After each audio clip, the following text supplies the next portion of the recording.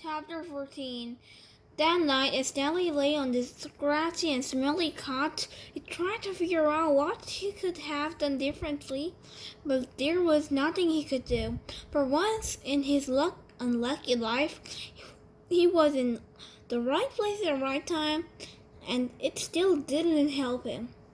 "You got it?" he asked Alfred the next morning at breakfast. After he looked at him with half-open eyes behind his dirty glasses. "I don't know what you're talking about," he rumbled. "You know," said Stanley.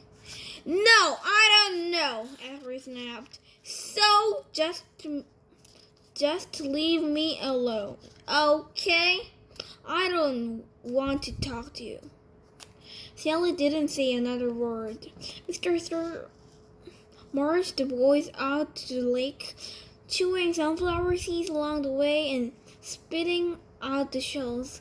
He scraped the ground with his boot heel to mark where each boy was supposed to dig. Stanley stamped down on the back of the blade of the shovel, piercing the hard, dry earth.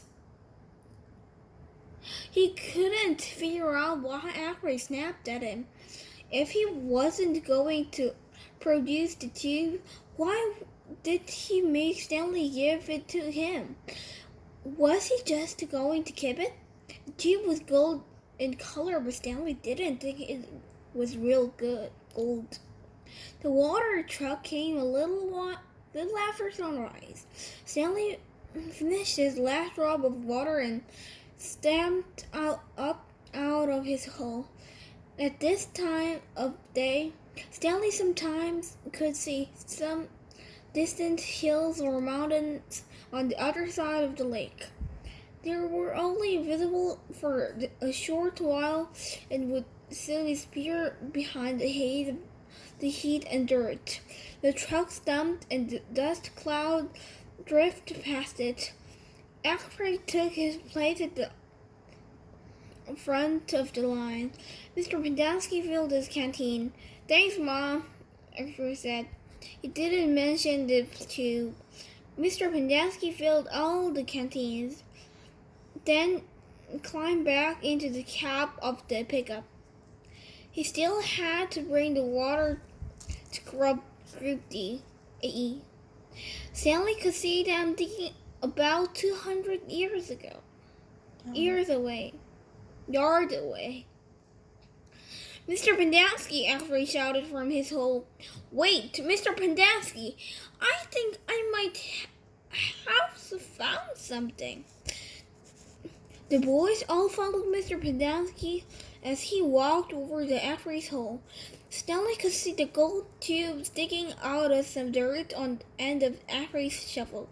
Mr. Pendanski examined it and took a long look at its flat bottom. "I think Warden is going to like this." "Does Alfred get the day off?" asked Squid. "Just keep digging until someone says otherwise," Mr. Pendanski said. Then he smiled. "But if I were you, Rex, I wouldn't dig too hard." Stanley watched the cloud of dust to move across the lake to the cabin beneath the trees. The boys in Group E were just going to have to wait.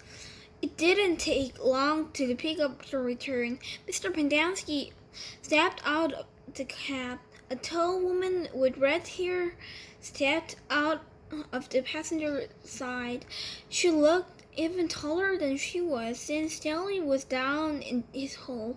She wore a black cowboy hat and black cowboy boots were filled with turquoise stones. The sleeves on her shirt were rolled up and her arms were covered with freckles, as was her face. She walked right up to Alfred. "This where you find it?" "Yes, ma'am." "Your good work will be rewarded," she returned to Mr. Pendanski. "Drive Alfred back to camp. Let him take a double shower and give him some clean clothes." "But First, I want you to fill everyone's canteen. I just filled them a little while ago, said Mr. Pendanski. The warden stared hard at him. Excuse me, she said. Her voice was soft. I had just filled them with Rex. Excuse me, the word said again. Did I ask you when you last filled them? No, but it just... Excuse me. Mr. Pendanski stopped talking. The warden wiggled her finger for him to her. It's hot, and it's only going to get hotter, she said. Now, these fine boys have been working hard. Don't you think it might be possible when they might have canteen a drink since you last filled their canteens? Mr. Pendanski said nothing. The warden turned to Sally. Cabman, will you come here, please? Sally was surprised she knew his name. He had never seen her until she stepped out of the truck. He didn't even know the warden was a woman. He nervously went toward her. Mr. Pendanski and I have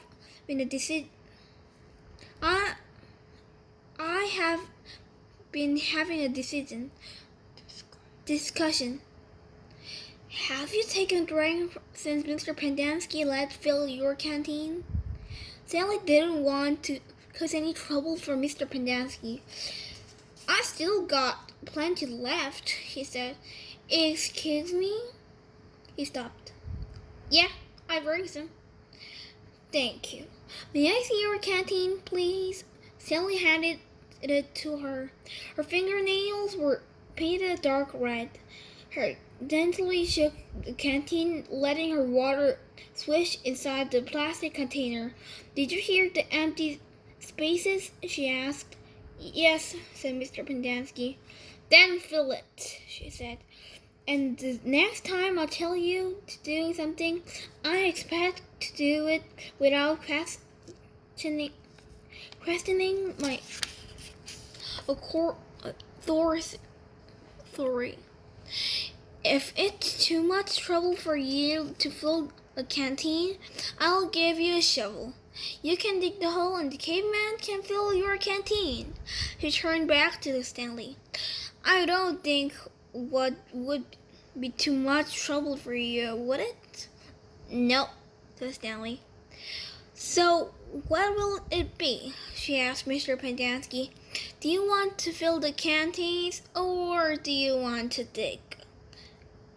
I've filled the canteens, said Mr. Pendanski. Thank you.